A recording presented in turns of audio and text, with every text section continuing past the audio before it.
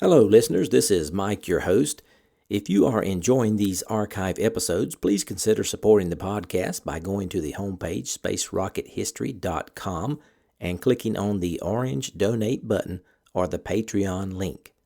Hopefully, with your support, I can continue to release these archive episodes. Thanks. We choose to go to the moon in this decade and do the other things, not because they are easy, but because they are hard. Godspeed, John Glenn. Roger, 0G, and I feel fine. Can I feel out? Okay, I'm out. How does it feel for the United States to be the new record holder? At last, huh? When that baby lights, there's no doubt about it. Liftoff. We have a liftoff. 32 minutes past the hour. Liftoff on Apollo 11. Houston, Tranquility Base here. The Eagle has landed. That's one small step for man, one giant leap for mankind.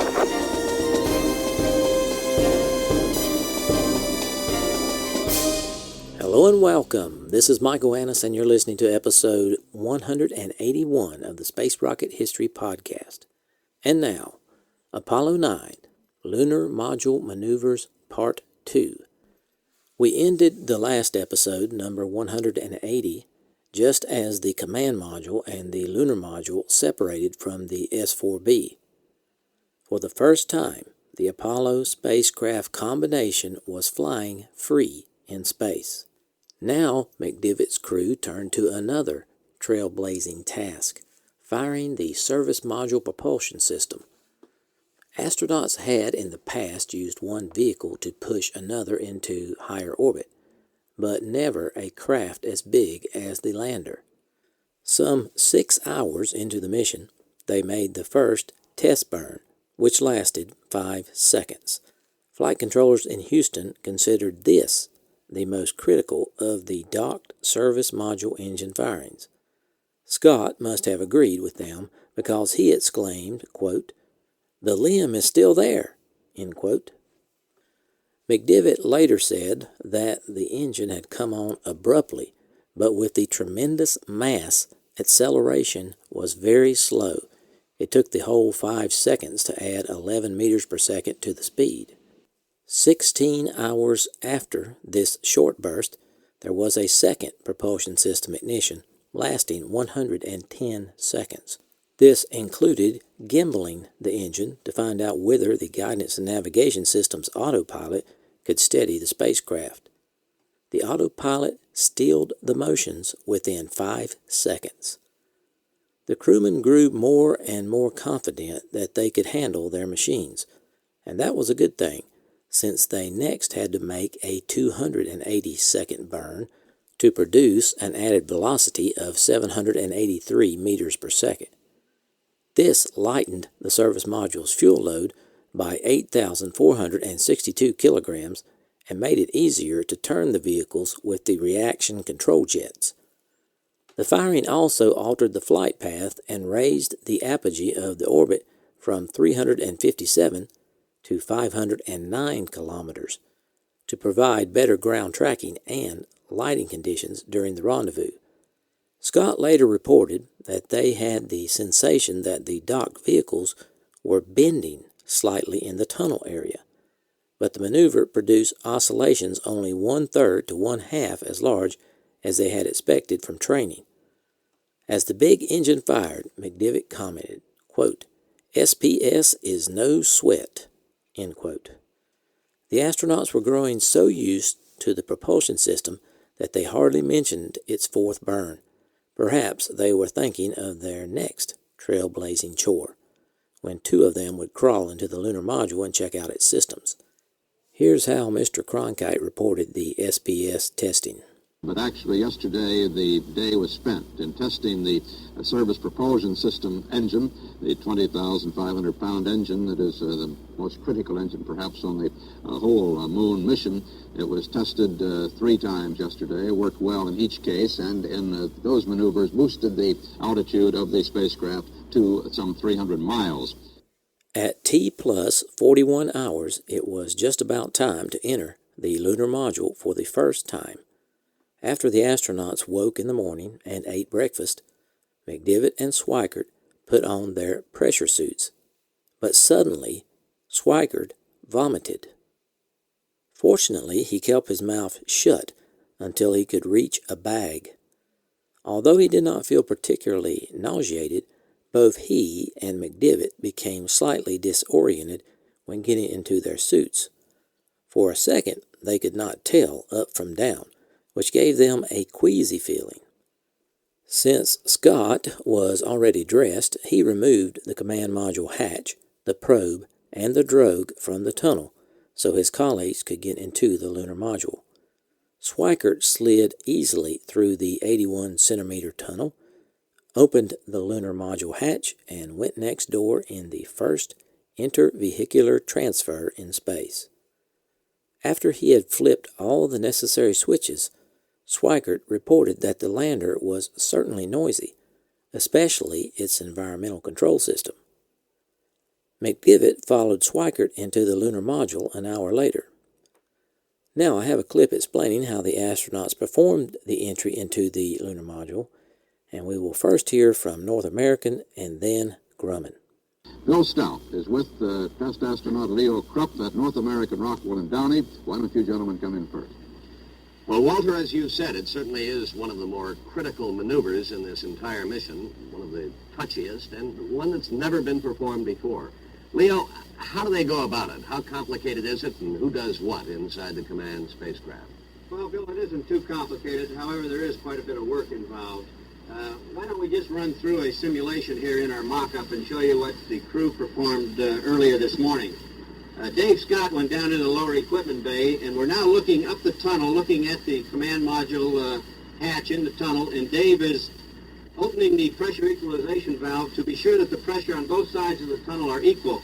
As soon as that is performed, he releases the actuating handle and takes one pump on the actuating handle, which releases the hatch from the dogs, and the pressure hatch is now free to be removed from the hatch into the command module. Now, this hatch weighs 75 pounds, but in a weightless condition, the weight is not important. However, the rapidity in which you move it is. So he moves it very slowly, hands it to Jim McDivitt, and it is stowed underneath the left couch.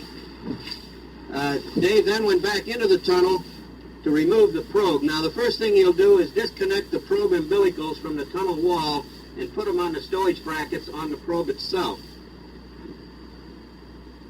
Even though they're in their spacesuits, Leo, they're not pressurized at this point, right? That's right. They're in their pressure suits, but they're in a vented condition, so their mobility is very good. Is that dangerous? No, the reason they're in their suits is in the event that we should lose pressurization. They're in a safe configuration. Their suits will pressurize, and the crew will be in a safe environment. As soon as the umbilicals are stowed, then he takes the actuating handle and releases the probe, which collapses it.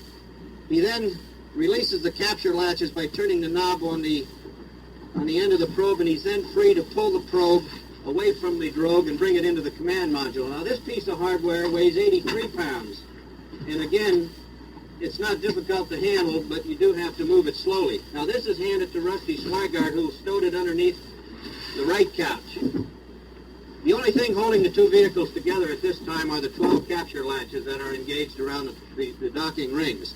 The last piece of tunnel hardware to be removed is the drogue itself, and that is very simple to remove. You just release a lock and turn it about 10 degrees, and it comes free. He then has to turn it 90 degrees to line it up, and it just barely fits between the tunnel ring, and he also brings that into the command module. Even in a weightless state, Leo, isn't this a great deal of exertion for one man? Well, this is the highest workload that we have for one man, and Dave Scott, I can assure you, is getting his exercises. I hope he had Wheaties for breakfast this morning. Now, the last piece of equipment to be opened up is the LEM hatch, which will be opened up, and the tunnel is then free for the crew to move through to the lunar module. And at the Grumman plant on Long Island, Steve Rowan is standing by with pilot Scott McCloud to continue our entrance into the LM. Well, we're going to be able to show you that hatch opening. There it's opening now, as Scott McCloud simulates the action that Rusty Schweikert will take, or took this morning, we should say, coming through that tunnel.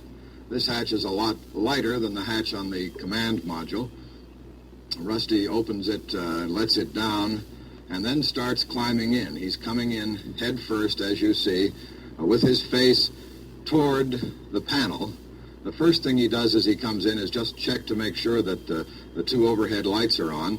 He's already checked the docking collar to make sure that those 12 capture latches are connected all right. And there are a couple of overhead floodlights on, giving him a little bit of light as he comes in. And he does it very carefully. This is the first time that a man has entered that LEM out in space, and so Rusty will have done that very, very carefully this morning, just as our consulting pilot, Scott McLeod, is doing it here. And he goes over and gets a radiation survey meter. The first thing that he wants to do is just check and find out how much solar radiation may have bled through the walls of the LEM in the couple of days it's been in space, and he checks the spacecraft thoroughly with that radiation survey meter. Well, that check apparently went all right early this morning, because both men now, not only Rusty Schweikert, but Jim McDivitt, the commander, are in the LEM at this hour. But this is what happened earlier this morning, as simulated by Scott McLeod in our mock-up LEM here at Grumman. Then he checks down to open the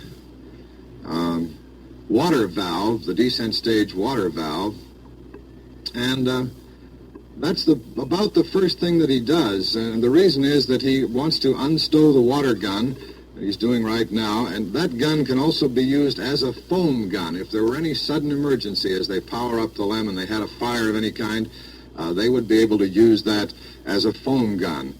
Then they remove the interim stowage assembly bag, which has been hanging in front of the panel, and put it back to the left in the rear of the cabin over the portable life support system.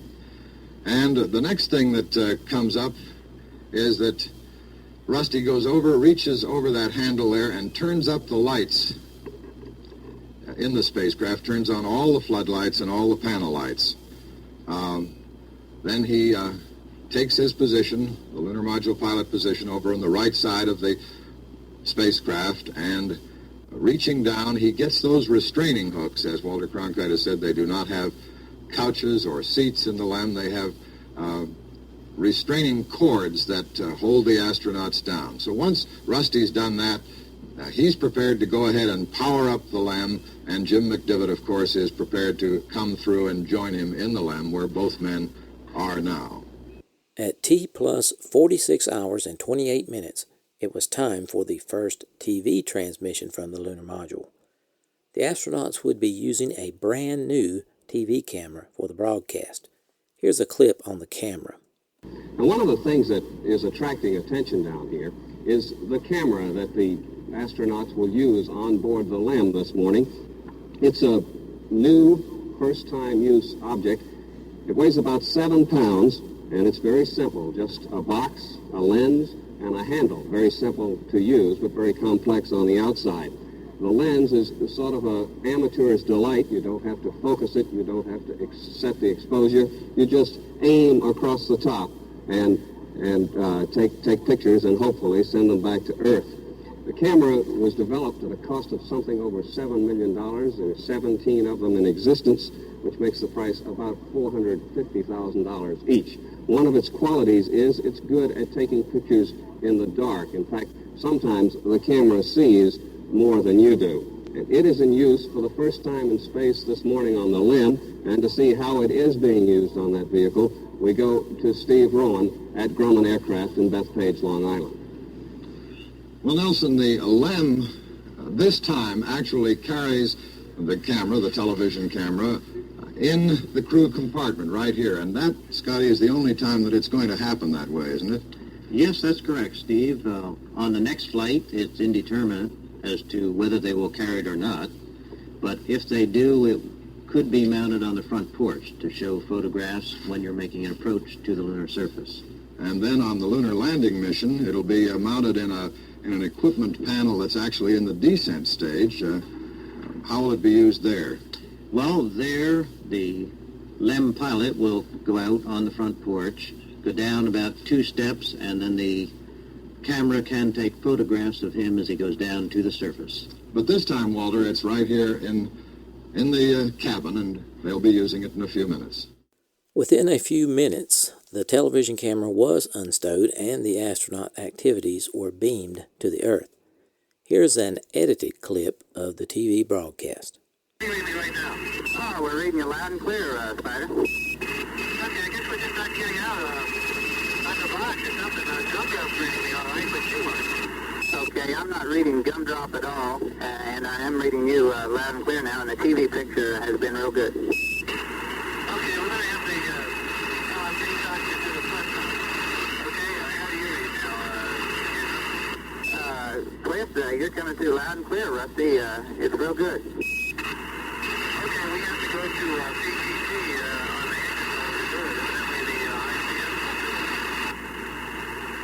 Raj, copy. It's coming through real good now. We've got just a little under 3 minutes left in the pass.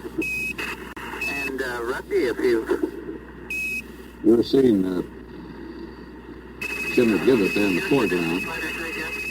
Strike it in the back. Raj, if it's real convenient, we'd like to have position 5 on the cliff, but don't sweat it if you can't give us that. Okay, we had a loud squealing now. I've got you back again now. The request was if it's real convenient, we'd like to have position 5 on the cliff. The voice transmission is disappointing, although the spacecraft is right over, at this point, practically over the launching site at Cape Kennedy. Okay, Jim, could we have a couple of words on wisdom here for go along with the TV show? Okay, we're not receiving you. Rusty, how about you trying it again? Maybe we can pick you up. This is This is Houston at the end of the Mila Pass. If you read me, you can go back to Tom Basic at your convenience and press ahead with the flight plan. Follow control. Very bad voice communications during this pass.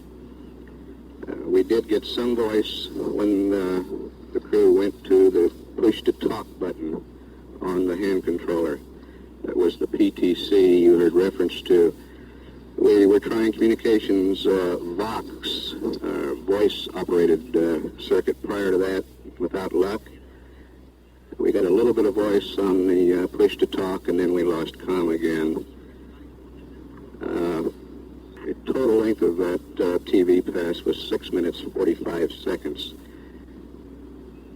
Apollo 9 is still in contact through Antigua. We'll continue to stay up. Obviously, very poor audio on that first TV transmission.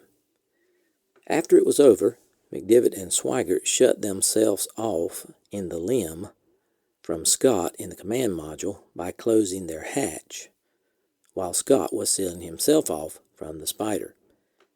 Here's what Scott was doing while he was alone in the command module.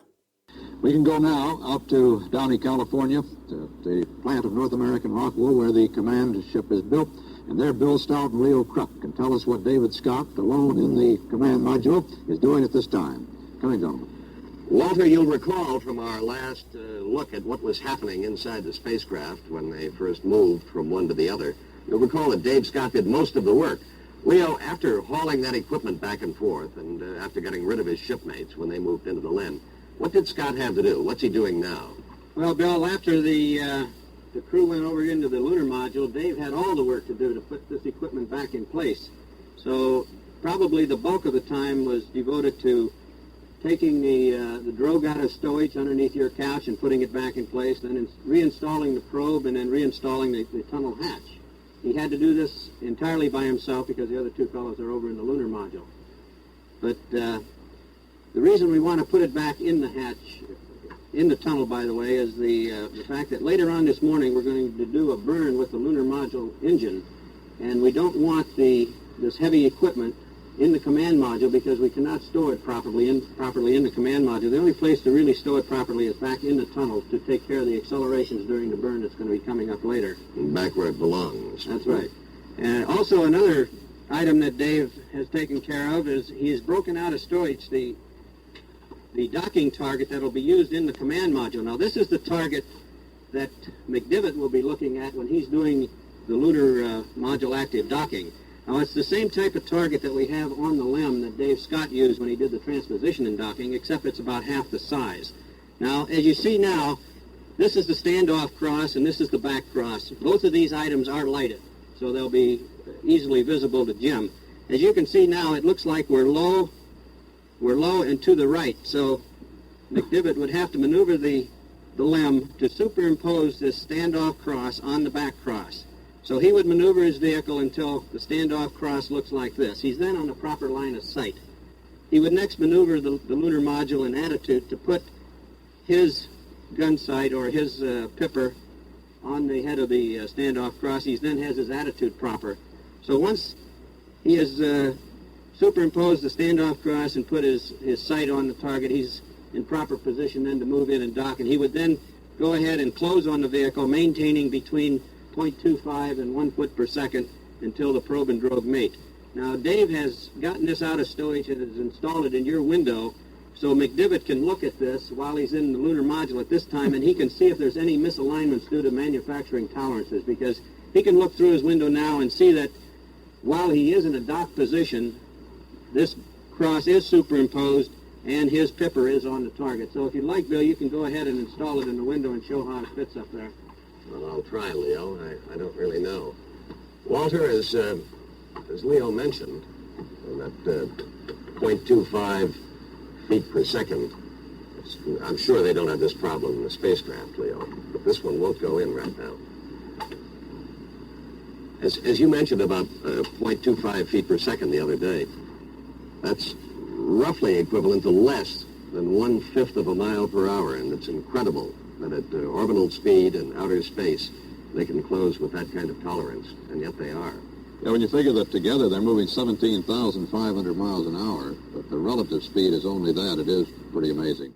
Meanwhile, back in the limb, Swigert pushed the button and the lunar module's legs sprang smartly into place. After the vehicles were separated, the lunar module would be able to flip over so the command module pilot could make sure all 4 legs were in the proper position. Then, Swigert got sick again, and McDivitt asked for a private conversation with the medical people. Although the news media were quickly informed of Swigert's problem, this request for a private discussion was like waving a red flag, causing repercussions and a spate of unfriendly stories. I have 3 clips now from Mr. Cronkite as he gradually received more information from NASA on Swigert's condition. About an hour after the astronauts this morning climbed into that lunar module, they requested a private conversation with the ground. That is one that would not be relayed to the public, and they spent 14 minutes in that conversation. We have not been told what the conversation was about.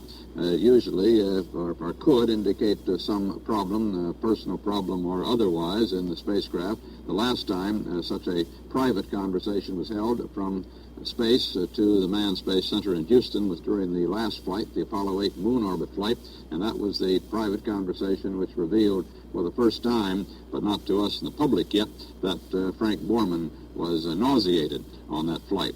Whether they've got any problems up there in this conversation, well, we simply haven't been told by NASA yet.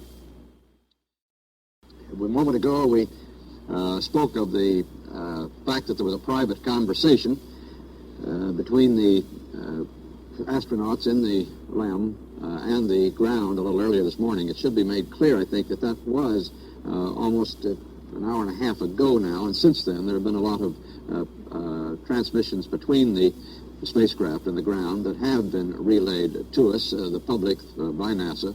So quite clearly the men are all right. There's no serious problem of that nature, but something was transmitted in silence as far as the public goes between the 2 spacecraft. We have a word from Mission Control now on what the private conversation was about, and oddly enough, it's not dissimilar to the one during Apollo 8, because it turns out that Rusty Schweiker did feel some nausea this morning. He's okay now. They're continuing with the flight plan as scheduled.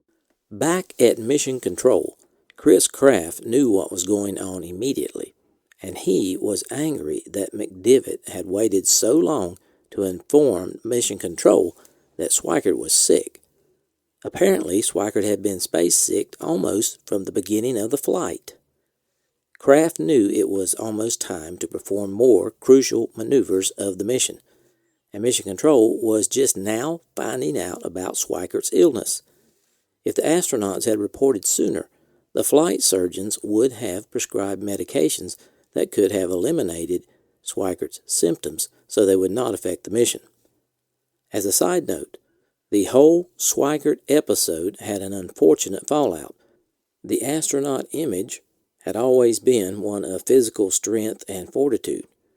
When Schweikart got space sick and stayed space sick so long, it made him seem weak, and his reputation never recovered. A little later, Schweikart felt the impulse to vomit again. It came on just as suddenly as it had earlier, while Schweikart was busy flipping switches. Afterward, he felt much better and moved around the cabin normally, but he lost his appetite for anything except liquids and fruits for the remainder of the voyage.